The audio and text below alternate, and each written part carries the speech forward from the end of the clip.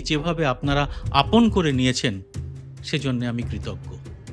প্রথমেই আপনাদের শোনাই ৫টি চাঞ্চল্যকর ঘটনা। ১, অ্যাপল ফোনকে ইচ্ছে করে স্লো করা। আইফোনের নতুন কোনো মডেল যেই বাজারে আসে তখনই আপনার পুরনো আইফোনটি কি হঠাৎই খুব স্লো হয়ে যায়? ২০১৭ সালে বেরিয়ে আসে আসল সত্যটা। সেটা কি? জানা যায় অ্যাপল ইচ্ছে করেই পুরনো ফোনটি স্লো করে দিচ্ছিল। এর যুক্তি হিসেবে তারা বলেছিল ব্যাটারি যাতে হঠাৎ বন্ধ না হয়ে যায় তাই ফোন স্লো করা হচ্ছে। আর এখানেই রয়েছে একটা বড় চক্রান্ত যা ব্যাটারি গেট কেলেঙ্কারি নামে পরিচিত। আর এখানে আপনার জন্য পাতা হলো একটি ফাঁদ। কীরকম? স্লো হয়ে যাওয়া ফোনটির ব্যবহারকারীরা আসলে কি ভাবলেন?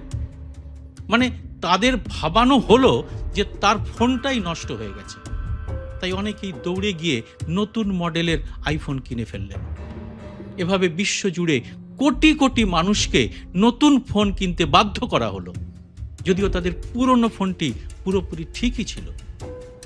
পরে বিষয়টি ধরা পড়ে যাওয়ায় অ্যাপল এই কাণ্ডের জন্য কয়েক কোটি ডলার জরিমানা দেয়। কিন্তু উপভোক্তাদের ক্ষতি কি আর এতে পূরণ হলো? এবার আসবো দ্বিতীয় ঘটনাটিতে, সেটা আরো ভয়ঙ্কর। ২, বারবেরি নতুন কাপড় পুড়িয়ে ফেলা। ভাবুন তো, সারা বিশ্বে কত শিশুর একটিও পোশাক নেই, আর এর মধ্যেই কোটি কোটি টাকার নতুন পোশাক পুড়িয়ে ফেলল বারবেরি নামের সংস্থাটি। বিশ্বের একটি নামী ব্র্যান্ড বারবেরি ২০১৮ সালে তারা স্বীকার করতে বাধ্য হলো ১ বছরে তারা প্রায় ২৮ মিলিয়ন ডলারের, মানে ভারতীয় টাকায় ২৩৫ কোটি টাকার নতুন জামা কাপড় এবং পারফিউম আগুনে জ্বালিয়ে ফেলেছে। কেন তারা এই কাজ করলো? অনুসন্ধানে জানা গেল তাদের ভয় ছিল ডিসকাউন্টে বিক্রি করলে তাদের ব্র্যান্ডের প্রেস্টিজ মানে আভিজাত্য নষ্ট হয়ে যাবে।